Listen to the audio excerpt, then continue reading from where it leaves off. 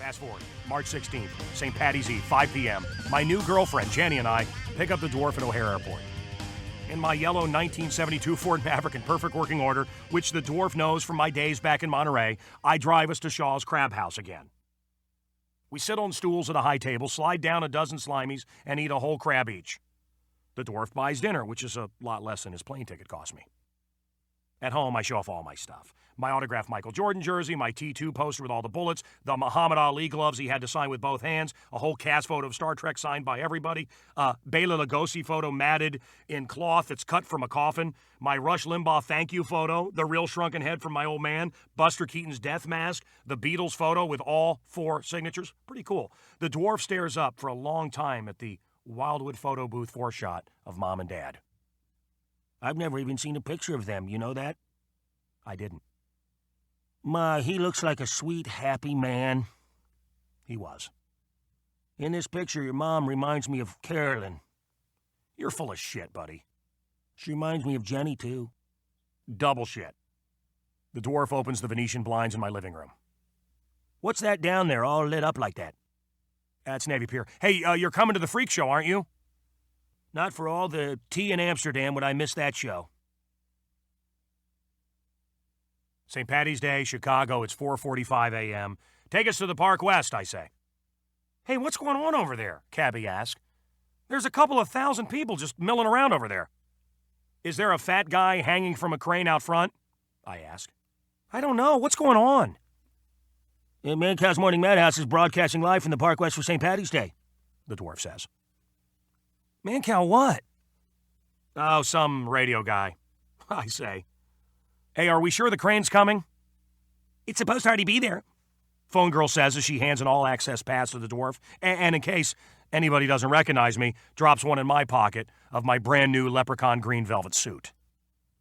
Hey, can't go no further, Cabby says as he stops at the police barricade.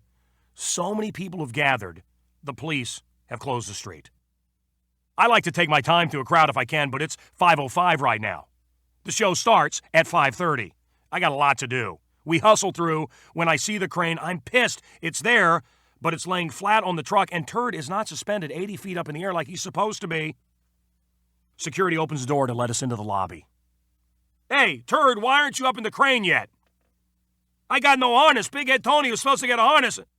All right, where's Big Head Tony? I haven't seen him. Damn. I've been here since 4:30, Mancow. Turd says that like I'd fire him if he got there at 5. And maybe I would. My friend Dewey, Lord of the Fat Chicks, is there in the lobby, but he's only got 1 box of T-shirts. Big Head Tony's bringing the rest, Dewey says. Hey, where's Big Head? I shout to the room. Engineer Bob Facuta can't get rid of the static on the connection to the station, Love Cheese tells me inside the hall. Damn. But look at that bed. Yeah, okay. The bed in the cage on stage looks great. With porno women there doing their thing with lucky listeners from the crowd, we have a show. The Miller Genuine Draft guy tells me they can't sell beer until 7:30. Ooh, the crowd outside ain't gonna like that news. Vixen, the porno star, arrives with Misty Rain. Summer arrives with Amber. And a bunch of other girls from the body shop. Big Head arrives with Turd's harness. But it's too late to hang Turd up. I mean, he was supposed to be up there an hour ago, and now I need him on stage. At least Big Head has T-shirts for Dewey. The Park West doors open. The place packs up as full as fire laws will allow. Bob got rid of the static, Love Cheese tells me. 5:28 a.m. Back at the studio, Prison Bitch pulls the 6 cards I want ready as Love Cheese gives him the list. At 5:30, he hits play. The Mancow show theme hits the airwaves. Wake up, Chicago, St. Paddy's Day, and Mancow's Morning Madhouse is broadcasting live. The crowd cheers. This St. Paddy's Day show is the first time I've been on stage in front of so many people since I stopped doing theater in college back at Central Missouri State University. All this chaos convinces me I must hire a production group to help me put on the Mancow Freak Show. Chicago's aldermen are aghast. They banned the Mancow Freak Show. They let 30,000 fans pack the United Center to watch Giants do amazing things with their bodies every night as the Bulls play basketball. But no, not the Mancow Freak Show. Wake up. We are all freaks. P.T. Barnum's discovery. Colonel Tom Thumb got rich the very same way that Michael Jordan did. People paid to see him. Come on down, see an amazing human. Sammy Salami can tie his dick in a knot. I don't know, but I want to see that. So do my listeners. But it ain't going to happen in Chicago.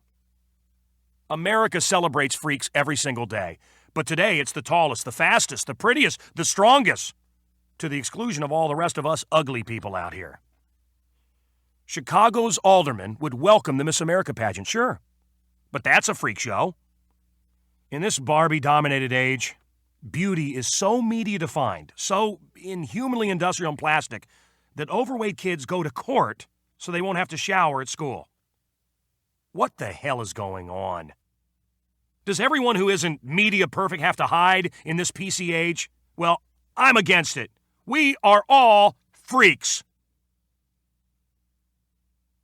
Don't look and stare, your mother said. Why is it better to look away from a disabled person instead of walking up and staring? Looking long, looking hard, looking at the freaky earth suit until you realize it's just that, just a suit. Bodies don't matter. They aren't what we are. We're human beings, not milk. We're not meant to be homogenized. We must appreciate diversity. Hiding the freaks away and standardizing what bodies should look like aren't the ways to teach this. Eli Whitney invented interchangeable parts. And now, corporate America wants its interchangeable people. Welcome to public schools. Welcome to standardized testing. Welcome to the end of diversity. Protesters call the show every day, accusing me of exploitation. These are special people, they scream. You're exploiting the handicapped, they yell. What are they talking about? Scottie Pippen has to duck to get through a normal door. That's a handicap. If he shits on a normal toilet, he's scratching his ears with his knees. That's special. He's a freak. We're all freaks. Wake up, America. What's the difference between Sharon Stone and a bearded lady? Where they keep the hair people pay to snatch a glimpse of. I'd rather watch Freak Show King Johnny Me a deep throat, a neon sword, than watch some weightlifter freak compete in his own Olympic sport. I'd rather see every inch of the tattooed man and watch him nail his tongue to a board than watch Miss America contestants parade around in gowns and swimsuits or hear them try to answer a question. I waited for the school bus with a girl who had no nose, just a hole. I could see inside. I was 13. Wow, that's cool. Let me see. I've always been nosy. Noseless Nancy was cool. Of course, everybody else treated her like a reject, just like they treated me. We talked every day for months. When our high school rich kid gang came back from Christmas ski vacations with the zinc oxide on their noses, Nancy and I carved a nose out of cork, put zinc oxide on it, and she wore it around school as a joke. She got invited to a few parties after that. Once people weren't afraid of her, everybody wanted to know the freak. They still didn't want to know me, but sometimes Noseless Nancy asked me along as her date. I loved her differentness. I love the special people. Hell, if you don't know you're special, I don't want to know you. Hitler had a normal body. Noseless Nancy didn't. You tell me which one was the monster. Until Americans turned into a nation of sheep wearing gray flannel suits and no longer wanted any freaks around to disturb their illusion, Grady Stiles Jr. was a massively popular sideshow attraction. Instead of hands with fingers, his flesh divided at the wrist to resemble fleshy claws. This fifth-generation lobster man had feet of the same design. When Mary Stiles, who was not a lobster person, became pregnant, Grady Jr. was terrified his kids might look like her. When the children were born, he was thrilled to see they continued the long lobster line. But with his lobster hands, Grady beat his wife. It's probably what he got when he was a kid. But that kind of shit's disabling. Mrs. Stiles repeatedly threatened her lobster man husband, but he never stopped the beatings. One day, she gave money to the human blockhead for a hitman who later shot the violent son of a bitch twice in the back of the head. She's doing time in Florida for the murder now. What was he thinking? I mean, it's not like this guy could run away. Kathy Stiles and her brother, Grady III, are known as the Lobster Twins. We think of all freaks as genetic mistakes, but They just could be flashes of ancient human races hunted to extinction or physically unable to adapt to environmental change. Ancient texts and myths talk about the little people as real.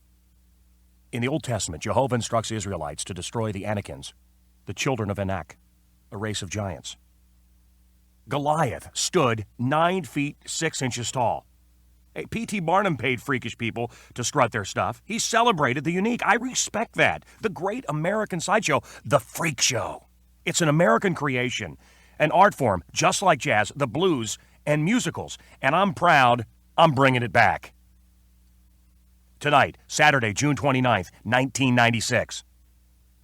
Once I found an auditorium, tickets to the Mancow Freak Show sold out in just under 2 hours.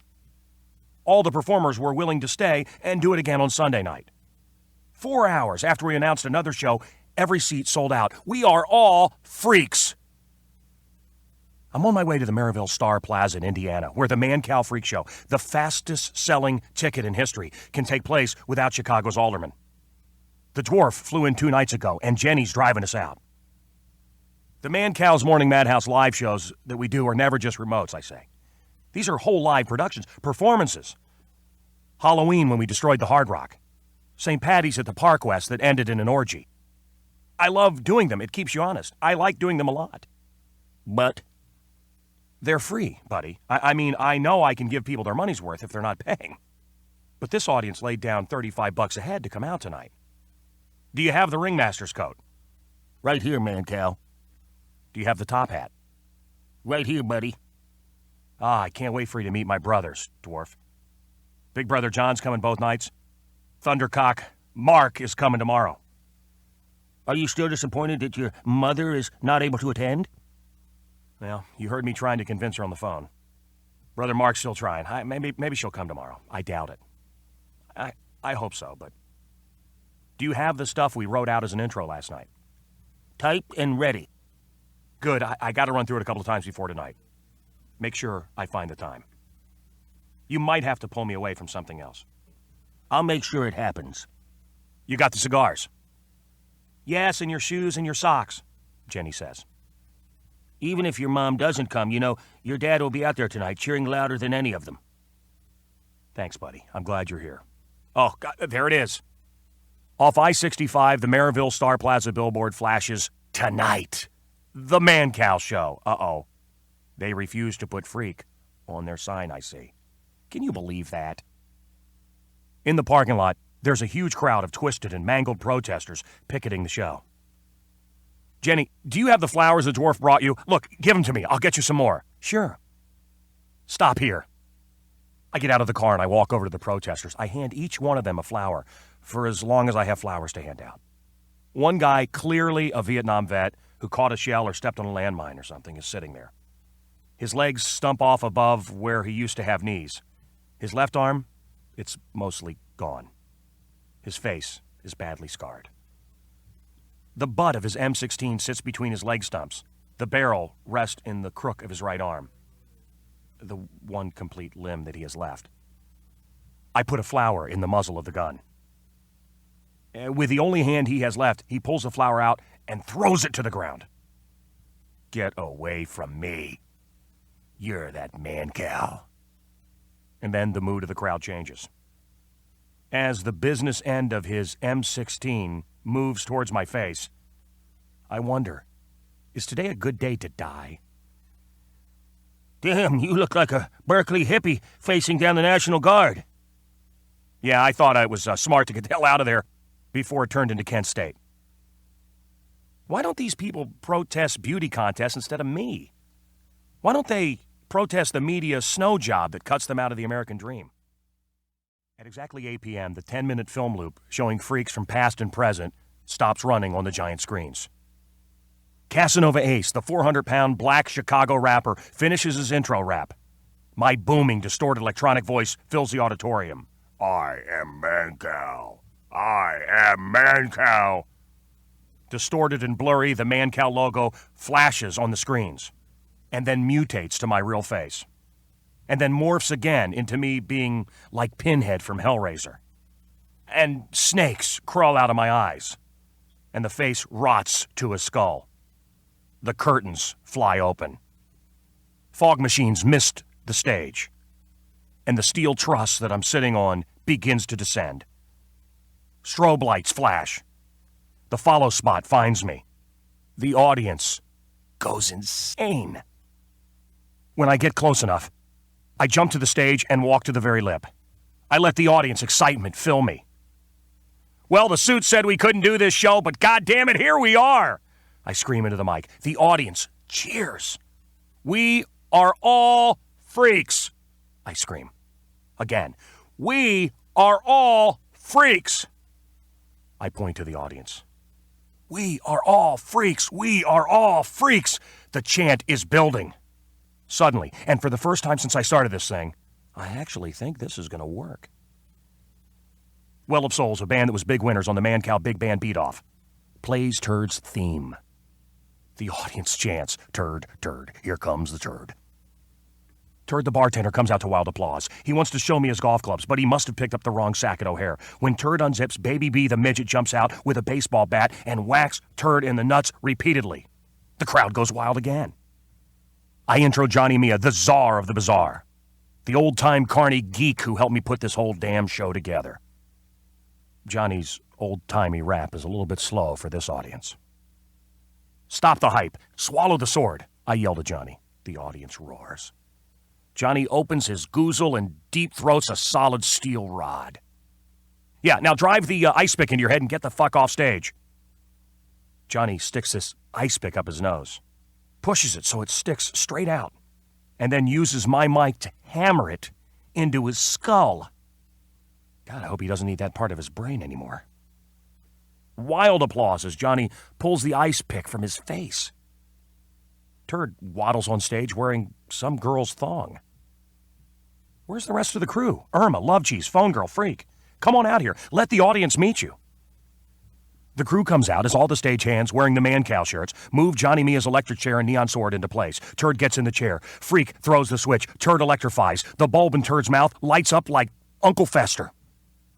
Johnny can actually light neon tubes by touching them to Turd's skin.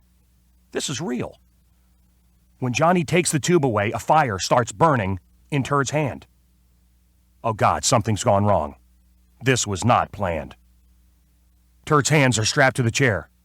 He's screaming in complete agony as Irma, the Cuban bombshell, slaps out the fire with her scarf. Johnny lights his neon sword and opens his shirt. I call for the house lights to be shut off. The audience is silent. I explain this is very dangerous. 2 other performers have died when they've tried to swallow a neon tube.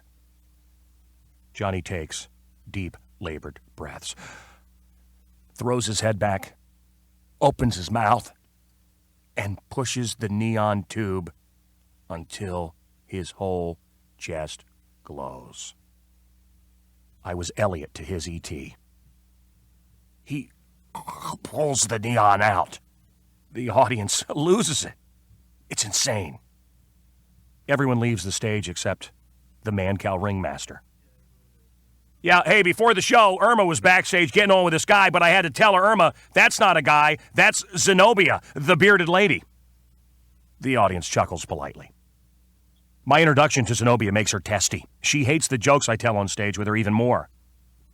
The way she bitches gets the audience angry. They want to see her tits, her snatch. Some proof this is a woman. But Zenobia's not giving it up. So the bearded lady starts juggling her bowling pins. I leave the stage for a break. I wipe dripping sweat off my face and neck with a towel that Jenny's just handed me. How do you think it's going? It's great. You've got him in the palm of your hand, says the dwarf, handing me water. By the time Zenobia finishes juggling razor-sharp swords, she's got the audience back. Mike Wilson, the tattooed guy, struts his art museum body, then nails his tongue to a table. Vixen, the porno star's real pet python, charms her out of her pants. Every man in the house wished it was his snake, slithering over her cracks. As I walk over with T2, Vixen gets the python out of her box and back inside his basket. The audience loves Vixen. Hey, when I started pumping the freak show, I got lots of calls. Hell, you all know that. You've listened to the show. But maybe you can't listen every day. Maybe you didn't hear the phone call that I got from this man. This guy called me up, said he'd like to be part of the show tonight. This is his first performance in front of a crowd. This is a courageous man. He lost a lot of his face to cancer. But instead of crying about it, he's discovered he can do things that no one else in the world can do. And he wants to show you tonight. T2, take off those glasses! Under his sunglasses, T2 has one normal eye and one huge, baseball-sized gaping hole where the other eye used to be. Wait till you see him drink a beer!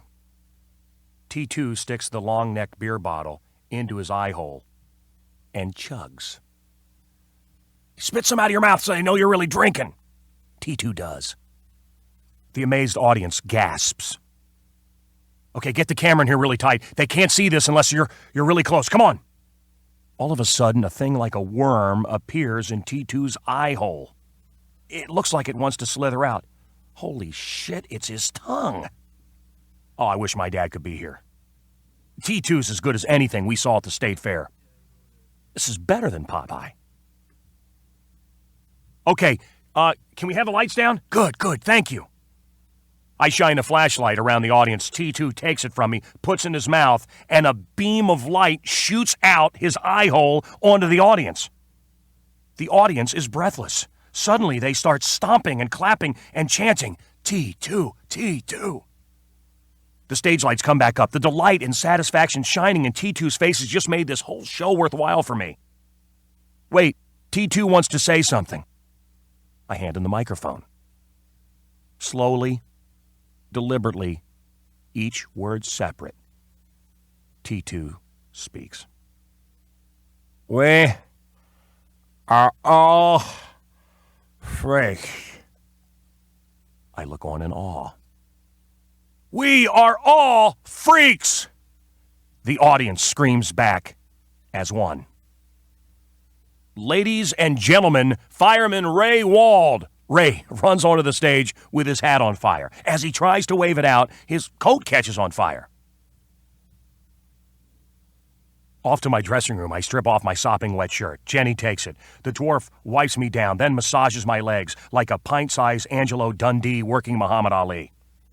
I'm glad I have these two in my corner. Technical producer DJ Lovecheese runs in, out of his mind, semi-hysterical. When the fireman came off stage, the flames went everywhere. The curtains are on fire. I beat it out. Thank God everything's okay. Just as my brother John arrives backstage, Dad would have loved it. Eric, he would have loved it. He would have been so proud. My God, what a great show. Thanks, brother. That means a lot. After the intermission, we have Nipple Man. That's another listener. Freak. He lifts bricks using rings through his nipples. I look up. Fistfights are breaking out in the balcony. Stagehands roll the Lobster Twins on stage. While I talk to Grady and Kathy, the Lobster Twins, the camera comes in close so the audience can get a good look.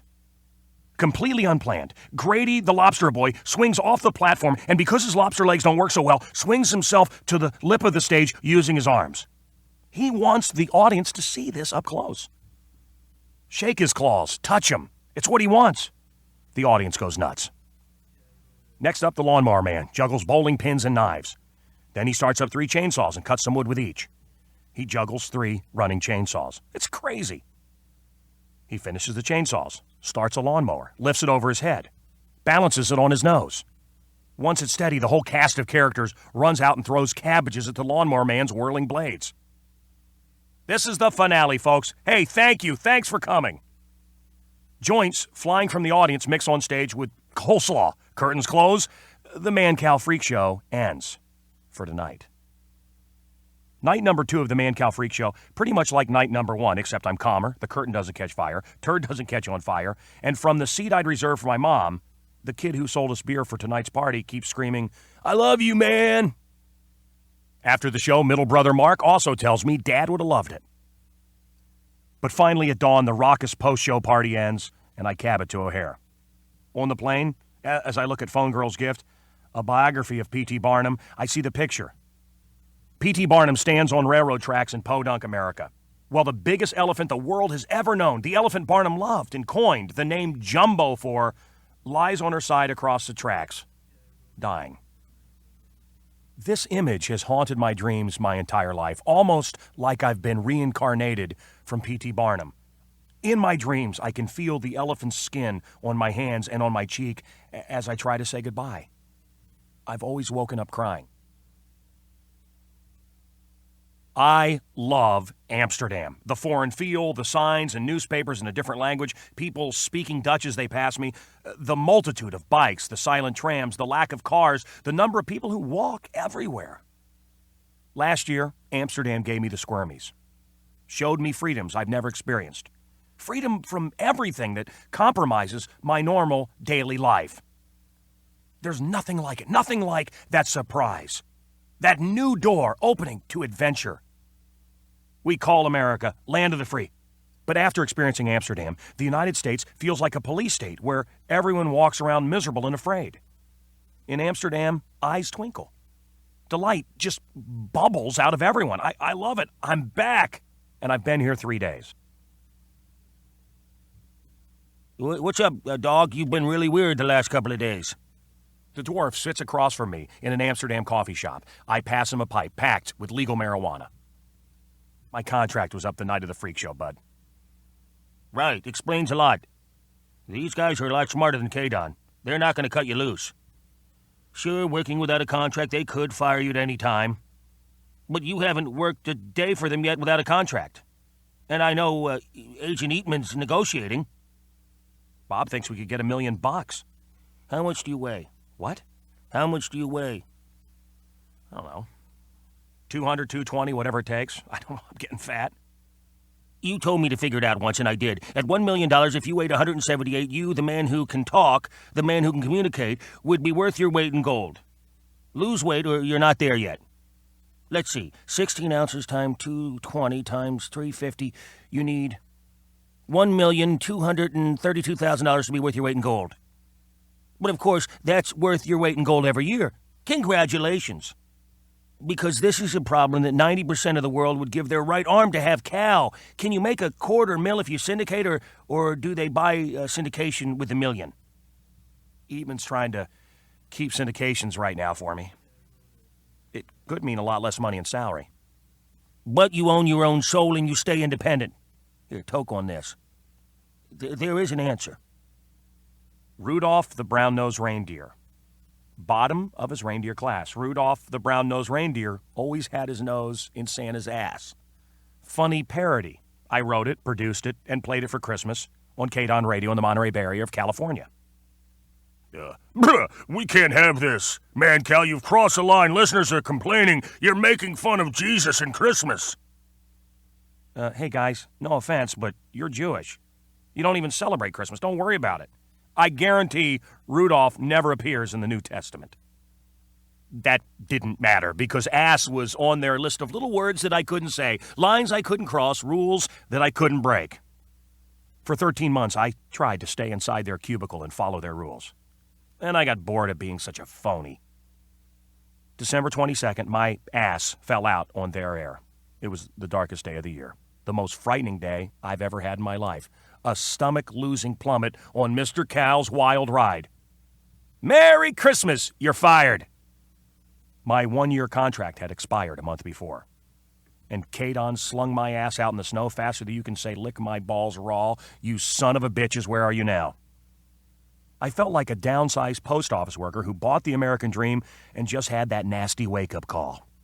My stomach nodded and screamed. You won't work again, asshole. I understood the frustration, the anger, the fear of working for a faceless corporation that gives you assurances and then throws you out with the trash. I felt the human being behind those headlines, the guy with a family who suddenly doesn't know how he can support them. I don't support it, but I understand how a guy could take a gun and downsize the boss who fired him and the coworkers who wouldn't take a stand with him. Those are people, not numbers. Not another check, but a human being. People, they're human beings. I sat very alone that night in the cozy little cottage house in Pacific Grove, California, that I couldn't pay the rent on anymore. Across the street named Monterey, my neighbor's 5-year-old son, little Donnie, had a pet rabbit. He loved this rabbit as much as I loved my pud when I was 16. Which is why I could only stand there aghast in horror, heart-pounding panic, when Bulldog Max showed up with a muddy white rabbit clenched tightly in her jaws the same night I got fired from KDON Radio. Let me brag here. Max was the undisputed winner in the Bulldog Bunny bout. The litany of silent prayers that raced through my head as I reached for that rabbit were to no avail. Donnie's little buddy, the great white rabbit, was dead meat in Max's mouth. Oh, God, what to do, what to do. All possible options flashed through my head in an instant. Could I walk across the street, ring the doorbell, and say, I'm sorry, but my dog just killed Dumper? No. It was 10:45 at night. Their lights were out. I kicked the possibilities around and found to my surprise that rabbits really do slide pretty easily across polished hardwood floors. Well, I didn't want to touch it. Come on. That bunny flew like a puck on fresh Zamboni'd ice. Then I thought, I'll accuse the kid. Look, you little schmuck, you forgot to lock the cage. No, that won't work. Finally, there was nothing else to do. I put on the rubber gloves from under the sink and washed the rabbit until he was once again snowy white. I gave him a blowjob to dry him off with a hairdryer. I used a little bit of hair gel to make sure Max's tooth marks stayed covered. I pushed its left eye back in its skull. I forced his little rabbit limbs around until it looked like he was lying peacefully on his stomach, just asleep. I wonder, do three-legged rabbits think a rabbit's foot is lucky? I stole across the street and placed the bunny perfectly back in the open cage, closed the hutch, stood back, and admired him for a moment. It was a pretty good job. Maybe I'll be a mortician. Mortician Mancow. Thumper looked pretty good. Little Donnie wouldn't even know he was dead until he reached his hand inside to pet him. Death by natural causes. He died overnight. Died in his sleep. No one would be the wiser. There'd be no questions to answer. Tears, of course, but come on, that's life, kid. Death.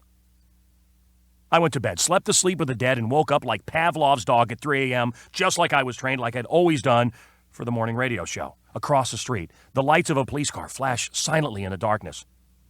Cops and little Donnie's parents stand around the rabbit hutch. Going over to see what's wrong seems like the least guilty thing and most neighborly thing to do, so I do it. Hey, well, what's going on? One of the policemen shakes his head. The mother cries. The rabbit's laying there just like I left him. The father speaks. Yeah, I just don't understand some people. What kind of a sick bastard would dig up little Donnie's dead rabbit, wash it, and put it back in the cage? Whoops. Back in college, I worked for a company that sent guys out to disc jockey for parties, weddings, and high school reunions. It was more money than I'd ever seen.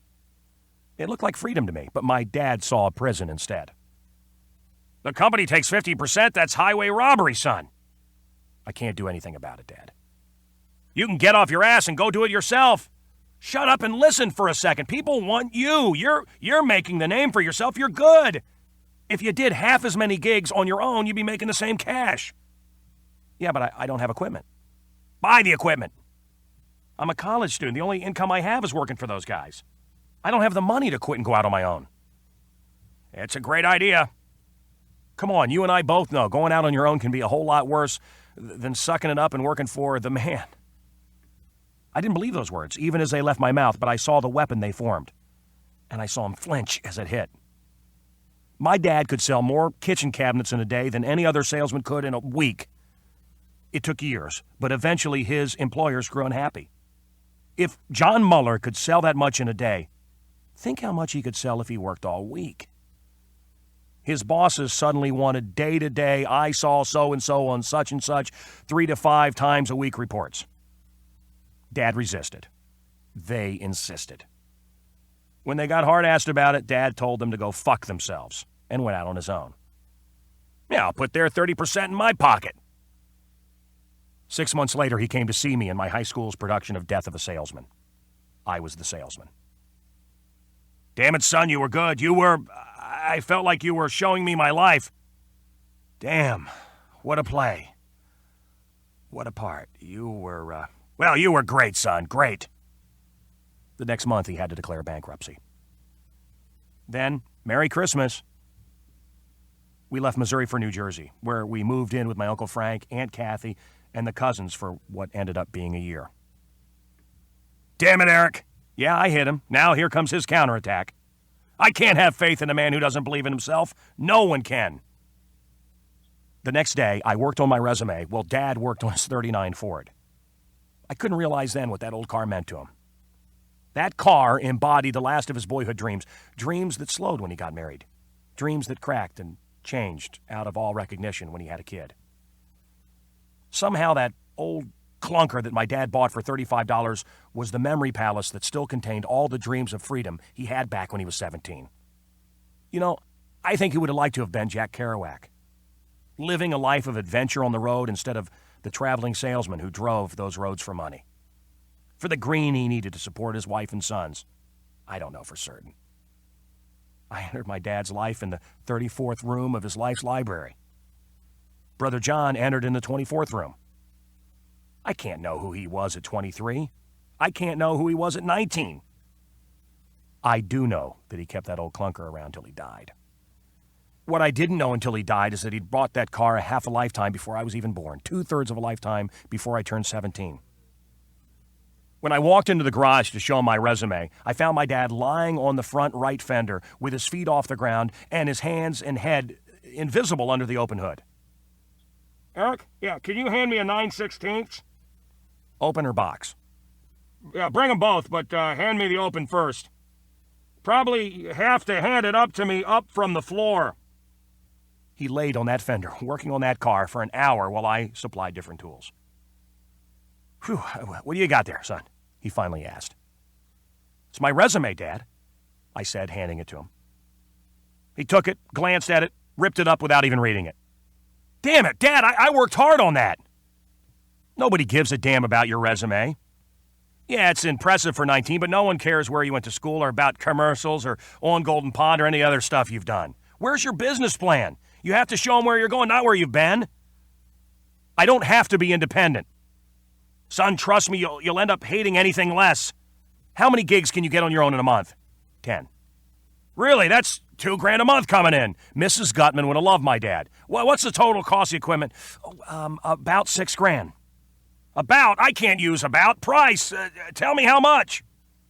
You need an equipment list with retail prices and a side sheet showing what you can really get it for.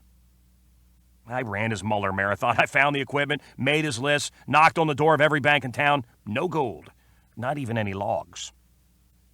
Damn it, son. These people must be crazy or stupid. There's a cash cow staring them in their goddamn face. This is a good business venture. Every savings and loan turned it down. Come on, see what I've done to the old Ford, Biff. Dad says, calling me the name of the eldest son and death of a salesman. I see the glint in his eye. You get it running yet? Yeah, you'll see. He opens the kitchen door to the garage. A neon mole flashes through a giant neon hole. How's holy moly Muller? I am stunned. The entire portable studio I needed is set up in the garage with a giant neon sign. With my dad detailing all the electronics like an excited little kid, I'm 20 minutes into looking over this setup before I realize the new-to-me DJ equipment sits where his '39 Ford used to be. Where's the car, Dad? He looks at me. He smiles. Oh, Jesus, you didn't sell it, did you? Nah, got it running. Took it over to Jake so he can knock out some dings and stuff. Maybe I'll get it painted. Besides, needed some space here to set up all your stuff. Your price was about $400 too high. You're going to have to work on that. Got everything here for about $5,000, including the big neon mole. Go prove me smarter than all those banks. And I did. Christmas time, 1991, proved to be dog days for local news. Monterey County's top news story was Mancow getting the shaft. It was on the news a lot. On January 6th, 3 men arrived at my door. We saw a star. In the heavens and on TV.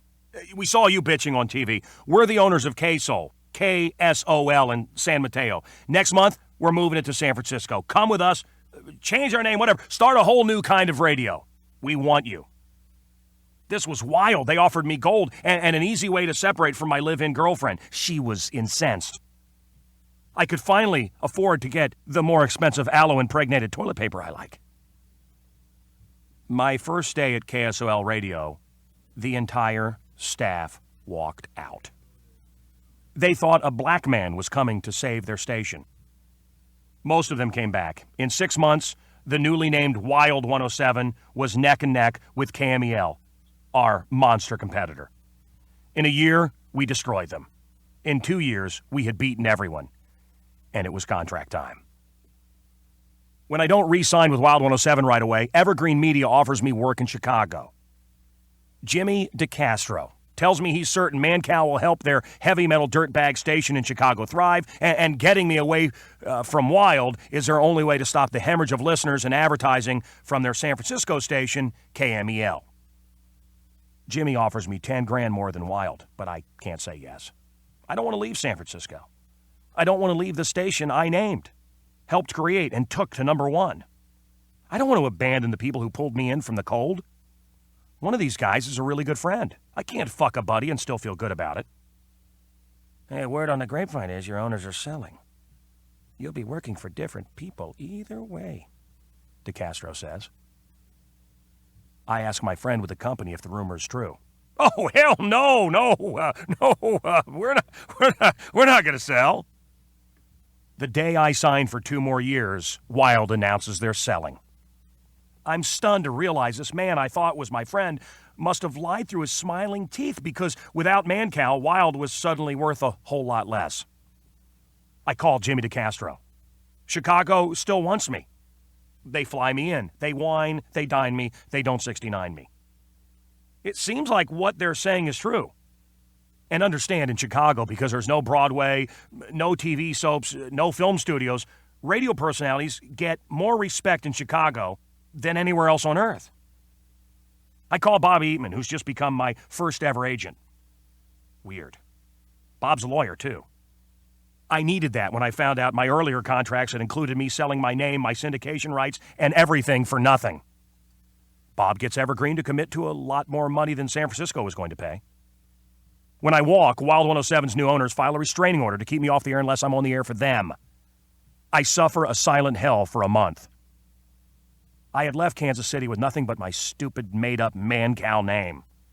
I left KDON with a more developed Mancow character.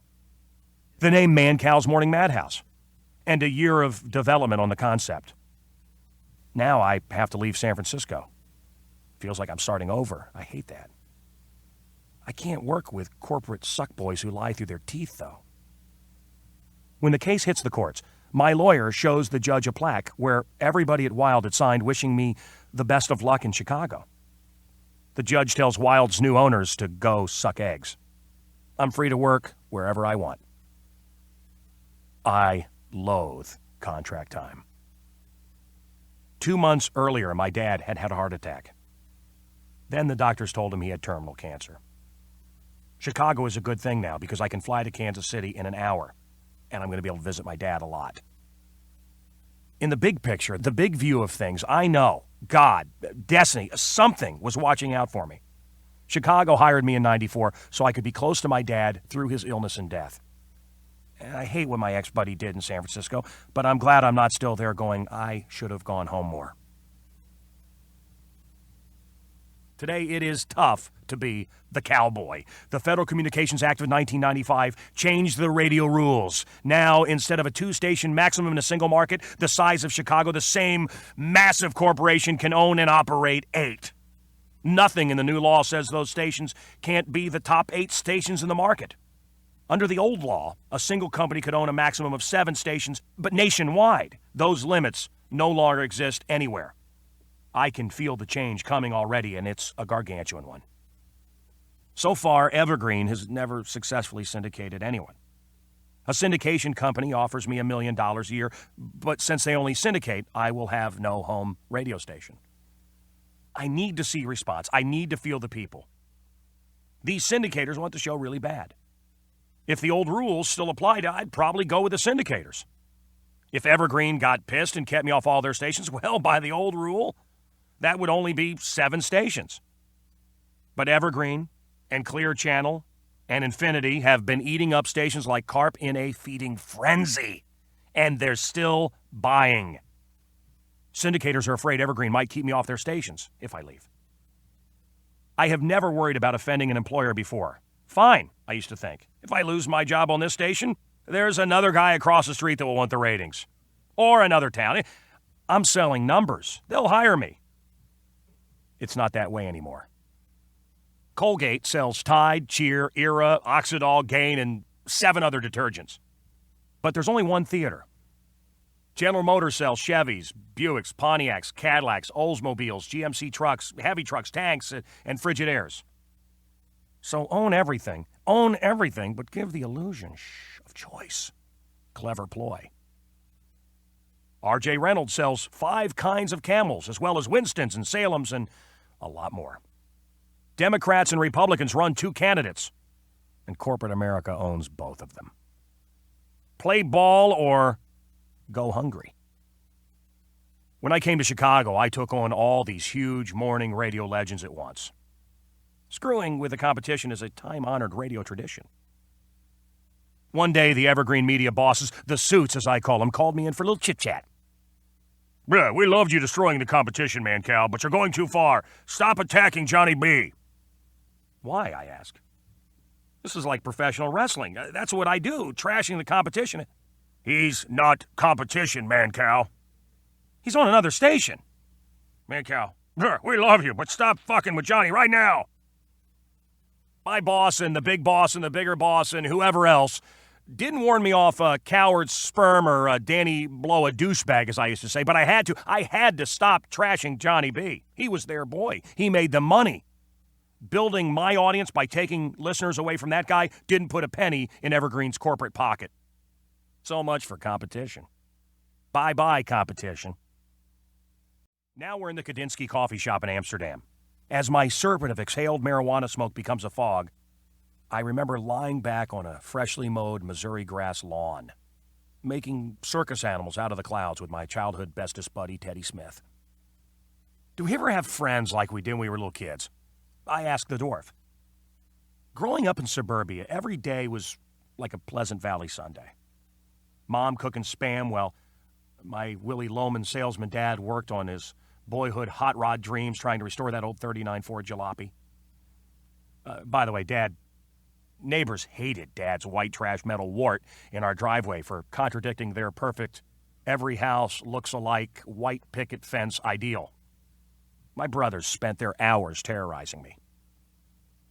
Brother Mark took all of my toys, Cookie Monster, Major Matt Mason, G.I. Joe, my Planet of the Apes action figures, and spray painted them all black, and then nailed their feet to a board for his 7th grade history project on slavery. I got them all back, but Cookie never seemed right again with all his fur matted down and spray painted black, with holes in his feet. Brother John would open the living room hide-a-bed, close me inside, and watch movies on TV while he farted at me through the cushions. Oh, brotherly love. Remember the pranks you played when you were a kid? I love playing Ding Dong Ditch and Ring and Run. Same thing. It's where you ring somebody's doorbell and you run like hell. Ooh, old Widow Withers. She was the best. Oh, or how about sneaking out my brother's secret stash of hardcore club porno magazines? That always brought huge appreciation from the other curious tykes in the neighborhood. Throwing crab apples at cars. Whack! Egging houses on Halloween. Oh. When I was a kid and we'd crash at one another's houses, we'd sit around playing games and telling stories until someone couldn't help falling asleep. Remember how soundly you slept when you were a kid, right? Well, once somebody fell asleep, the rest of us took out our dicks and waved him in his face and took pictures. How rude. No, it was fun. Harmless pranks as a kid. Oh. What? I just remember the nights my buddies and I painted our faces like soldiers and sneaked out to drag railroad ties onto the freeway. Well, humid, moonlit Missouri nights corrupted our camouflage, but we waited there for an unsuspecting car. Thud, crash! These cars literally flew through the air and crashed. We'd lay there, holding our sides, laughing. We were causing car wrecks. That was big fun. Nobody was hurt, nobody died, thank God, but I have to tell you, thinking about that now, it makes me sick. What would your dad have done if he had found out? Oh, he turned my ass crimson. Spanking would have just been the first part of it, then grounding for at least a week, loss of privileges for maybe a month, only to be undermined by Mom, who never followed through on any of his discipline. Oh, she'd let me off the hook as soon as Dad left for work. And he would have told all of my buddies' parents what we were doing. God, I'm glad he never found out. Years later, when I started driving, I realized how stupid that was. Is it time for the red light district yet? Nah, man, let's go see a movie. We find a theater playing John Frankenheimer's 1962 masterpiece, The Manchurian Candidate. Oh, God, see this film. And after you see it, ask yourself, how much of what I believe is really what I believe, and how much of it is other people's programs running in my head? How much is me? How much has been programmed by Mommy and Daddy? Whomever. Programming, brainwashing, works, always has. In The Manchurian Candidate, the bad guys think 15 moves ahead in the game, so no one in America even suspects they're being played. Like deadly mosquitoes, helicopters swarm through sweltering summer air. Navy gunboats patrol the river. Da Nang, Panama, Somalia? No. Chicago. Preparations for a Manchurian Candidate who will come to Chicago for the Democratic National Convention and stay at the Sheraton Hotel across the river from my high-rise apartment. I love the smell of napalm in the morning. As I look out the window at helicopters buzzing at eye level and gunboats in the Chicago River, my inner Thomas Jefferson feels threatened. Apocalypse now, come home to roost. The Big Brother propaganda machine has sold us surveillance as a necessity. We have been conditioned to want fortress airports protected by billion-dollar machines the military-industrial complex can build now, right alongside the tanks and the smart bombs. When I flew out to Amsterdam, my luggage was x-rayed. I walked through the metal detector, and then people at O'Hare, who were only doing their job, only following orders, fucking pat-searched me. In America. December 6, 1941. Every aircraft carrier in Pearl Harbor was sent out on maneuvers. FDR knew the bombing was coming, and he let it happen so that Americans would clamor for war. When TWA Flight 800 went down after taking off from JFK, anti-terrorist legislation flew into law. Give us your freedom now. As helicopters hover outside my window, I know its black eyes can look right through me. I know its computer can access anything instantly about me. I remember the film Blue Thunder. All the technology in that movie, that was real, and that was 20 years ago. Look, I don't want anarchy. There have to be rules. It's just the more we use machines, the more we seem to become machines. Machines don't feel. I can feel the clock running out on the American experiment of freedom. Has it already happened? Aren't we already a fascist society? Every cop in America today, local, state, FBI, CIA, DEA, ATF, and the SS, can throw the Constitution out the window. Any cop can break down my door at any time without a warrant as long as they say that word terrorism or drugs, yeah. Against the Bill of Rights? You bet. What's my fear? Hey, what's my problem? Hitler, Stalin. We, the people, are supposed to be the bosses here. People in government are supposed to work for us. We hire them. We pay their salaries. It's not the president who controls this country. It's not the Congress. It's not the Senate. People who believe that are delusional. That the people control America is more of a myth than George Washington chopping down Betty Lou's cherry or Abraham Clinton never telling a lie. Corporations own America, and corporate America controls the world. We're just like that little Monopoly thimble. Sure, we get to move around the board, look at property. Maybe some of us get to buy some, maybe a house, maybe a couple houses. Then we can kick back and live off the rents. That's the life, isn't it, huh? Only one problem. The whole damn game gets played on the suits' board. The suits make the rules. The suits print all the money. And the head guys are really moving the chess pieces. You and I are pawns. Don't you hate it? All the poor sons of bitches who went to Vietnam to fight for their country were pawns. Robert McNamara, Mr. Body Count, Secretary of War to JFK and LBJ, admits in his book, in retrospect, that Americans bought the propaganda, the intentional lies.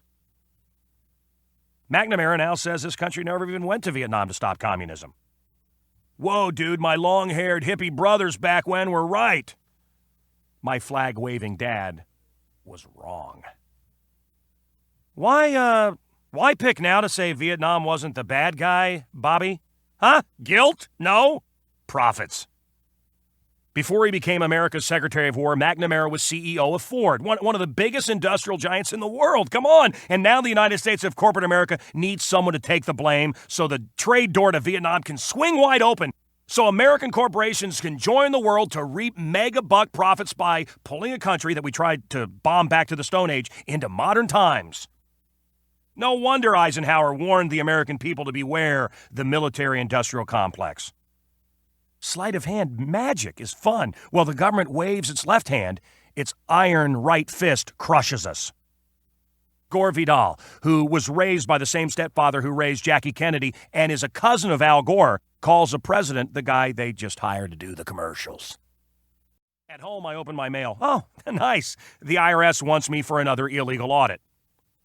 One IRS audit on the heels of my Bay Bridge parody of Clinton's blowjob, another after asking my listeners how you could kill the president. Coincidence? Don't believe it. The seams of my mind are ripping. I decide to give myself head. It's a brilliant little movie by Jack Nicholson and Bob Rafelson with Frank Zappa and the Monkees doing a parody of the Monkees. Weird. When I saw it in college, I didn't quite get it. Now I get it a lot. In his book, Monkey Mickey Dolan says that anyone who can see the limelight in the distance should immediately get a lawyer. First, everyone wants a piece of you. Then, everybody sues you. Mickey was right. Everybody wants a piece of the Mancow. We want to be your syndicator. We want to be your TV agent. If you want big time, you got to go with the best, and we're the best, boy. Hey, we're Jam Productions. We want to put on all your live shows. Your freak show sold out. Our market research shows that your name alone, Mancow, we could sell out 20,000 seats 4 nights running in Chicago. We're thinking about the Rosemont Horizon.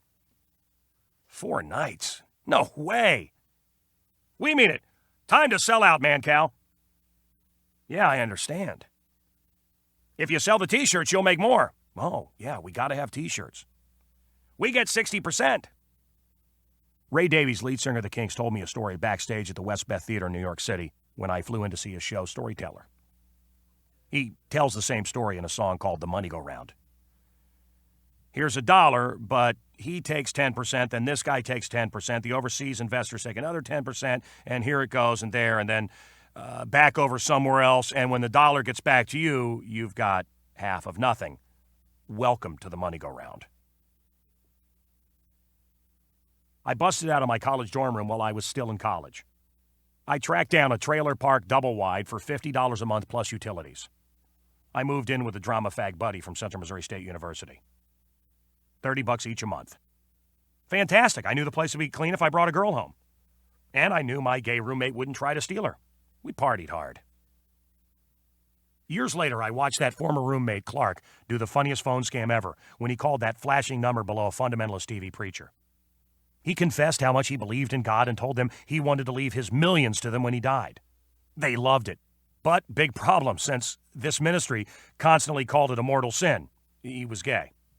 Please hold. When the next guy comes on the line, Clark tells him he's decided that the only right thing to do is get his money in cash and have it cremated with him. Everyone works hard to talk my buddy out of this insanity. They assure him that if he leaves his money to them, the ministry will stamp his pass to heaven. Clark scams these people until, while the fundamentalist TV preacher rants on TV about life eternal, his number 2 guy rushes on the phone. Jesus is with you. Jesus is with you now. Do you have a pen? Good. Here's the official name of our ministry. Write down your wishes on a piece of paper. Make sure you sign it. Oh, and here's a number of our ministry lawyer. Contact him immediately. Get that autograph. Get those millions of crisp green examples of what Jesus tried to beat from God's temple. Clark looks over at me and stares in my eyes while he tells number 2 on the phone that he's not going to last very long. He breaks the news. I have AIDS. And I realize he's telling me at the same time he's telling this jag-off on the phone.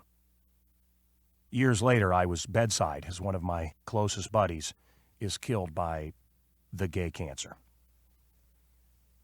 Flying back to Chicago, flipping mindlessly through the newspaper, I read that Pat Robertson just got caught using his ministry's charity relief planes to ferry $1-a-week workers to the African diamond mines that he owns. The Christian Coalition will still sell you Christ. Just send us money. Give us the rest when you die. Folks, this is not the message of Jesus. This is not what it means to be a Christian or to believe. Are we in the last days? I dated a banker's daughter, a girl whose father did her just like Mrs. Gutman did me, only worse. In her teens, whenever Lori got home at night, in from a party or wherever she'd been, her drunken banker daddy made her strip down naked and then sat there and laughed at her. He'd call in the whole family, brothers, sisters. Woke them up if he had to. He would tell her how gross she was, how ugly and fat.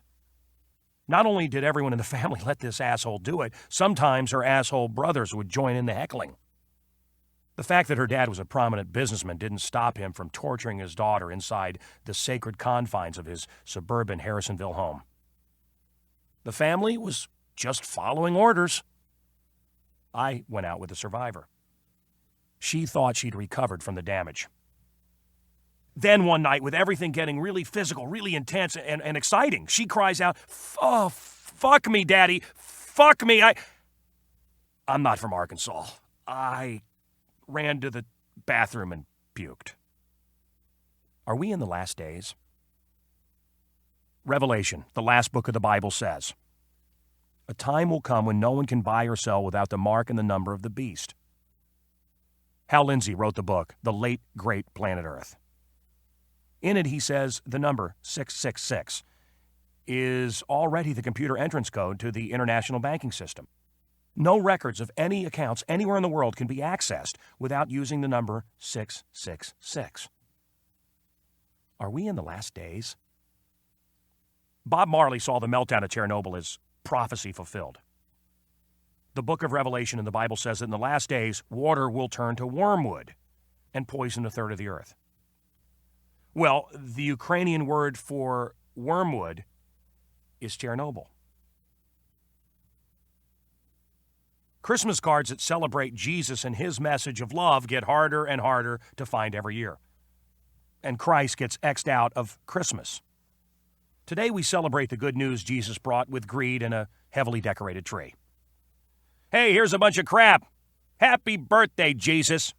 That doesn't seem right.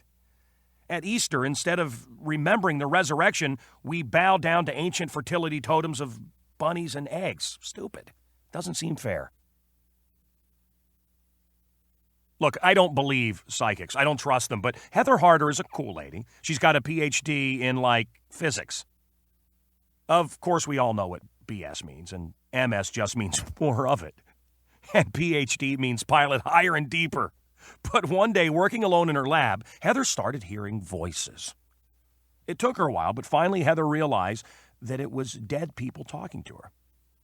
They've been doing it for years now. I have her on my radio show. Your dad just keeps talking, man. I can't get him to shut up. That sounds like my dad. He's a very powerful spirit, man. Oh, and he's not alone. There are lots of spirits with him, and all of them say you are going to be hugely influential. Like the president? No, not like the president. More than that. Wait, more influential than the president? Get the hell out of here. There's a huge energy around you, man, Cal. Huge. Great. What else? Never tell a psychic anything. The reason I tracked you down, man, Cal, is you are the only person that can help me. Oh, here it comes. What do you need, Heather? I bet it's money.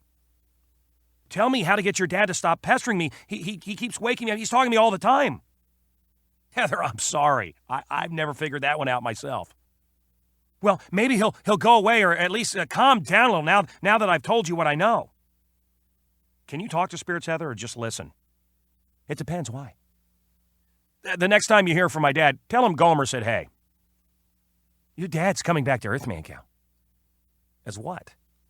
Oh, he's going to be reincarnated as your first child. Well, okay, great. If my baby enters the world with a beer belly, wearing a Dago t-shirt and a cigarette hanging out of his lips, and laughs at the old, the Chinese go to the dentist at tooth-hurty joke, well, then I'll know it's him. On the 40th floor of the John Hancock building in Chicago, I put my John Hancock on a line. For the first time, I really believe those people who told me I'd be making $1 million a year someday. I almost feel guilty making this much money doing something that I love most. Except for sex. The salary increase is retroactive to the night of the Mancow Freak Show. I put a chunk in my retirement fund, and I spend $2,000 to buy an official letter from Houdini. Someone offers me for $75,000 the original handwritten Beatles lyrics for Good Day Sunshine and Back in the USSR. I'm interested, which makes me feel like a fool.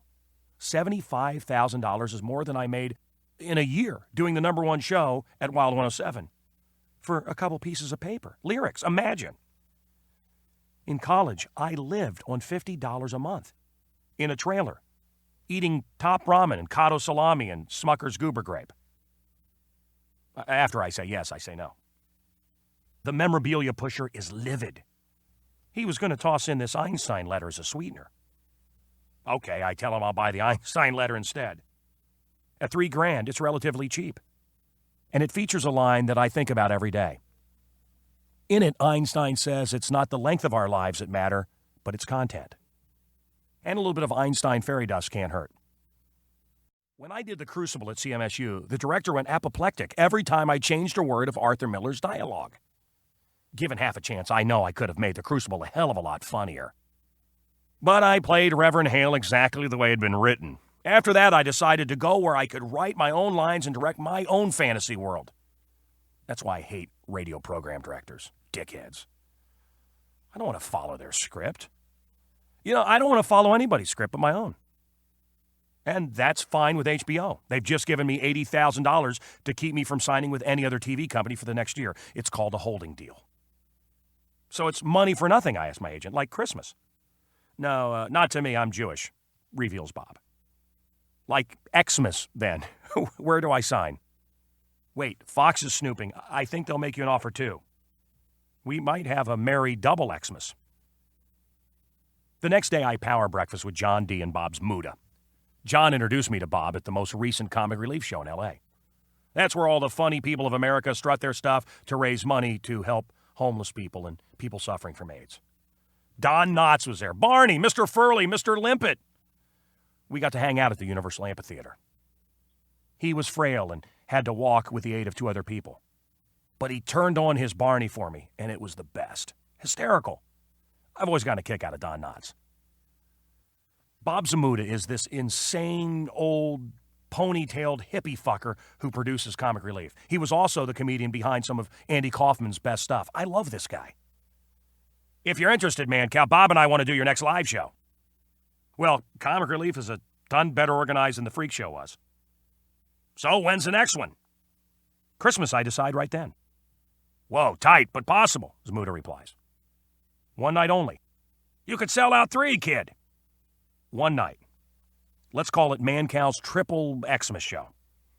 Zamuda loves the name. I don't believe in coincidence anymore. I don't. Luck, I believe in. That luck card is very underrated. It's only luck that I get to do radio. Only luck that we get to eat. Only luck this planet has water and atmosphere and life. Oral Roberts used to say, there's a miracle coming at you every day. Stop jipping me, Oral. Miracles flash by me every second. Somehow I'm lucky. I get to catch lots of them. But not all. A paramedic calls the show. He's at the end of his rope. He's on the edge. He's depressed. The world he's known has fractured. His pain is so strong I can actually feel it down the phone line. No question, I woke up feeling weird this morning as well. Chicago, filled with cold canyons of steel and cement, always depresses me. I've been feeling down myself, complaining on the air and playing alone in the crowd, a lonely Chicago song I wrote that women love and men hate. When you get to the end of your rope, tie a knot and hang on, I tell him, like my grandfather Pop-Pop used to tell me. I have. I'm slipping, Mancow. My wife left with the kid. He had yelled at her, called her a lazy bitch, got sick of coming home to dry dog poop on the carpet. Well, that part of his life is over. He came home this morning to an empty house, except for the dog. He's been driving around in his paramedic van ever since. He's down an alley somewhere, calling on his portable phone. He wants to kill himself. He's serious. Off the air, phone girl calls my Chicago police buddy Dave, who puts out an APB. Job was tortured in the Bible, man. We all have bad times. Come on, hang in there, man. Things are going to turn around. My dad always used to say, this too shall pass. Doesn't cut it. Your dad's dead, Mancow. He can't find any light through his darkness. And I can't find it for him. We talk for a long time. His portable phone starts beeping. Someone's trying to call him. We encourage him to flash over to the other call. We keep his line open so he can come back to us at any time. Finally, we have to cut to commercials. He never comes back on the line. Eventually, the line goes dead. When the police find my caller, he's hanging from his belt in the paramedic van, dead. I didn't sleep for a long time after that. Sometimes at night, I still hear that tortured soul talking inside my head. Sure, I try to tell myself I'm a radio guy. I'm not a shrink. I'm not a crisis intervention specialist. I'm not his family. But it's not enough. Did I let this man die? Oh, God, forgive me. Please. Anonymous voices on the radio, the last place he could reach for help. I did save Angel's life. She called the show after taking way too many pills. A cop buddy, Nick, was able to trace her phone number as she talked, and the fire department and paramedics broke down her door and they pumped her stomach in time. My prayers came true. I was on the edge of my seat.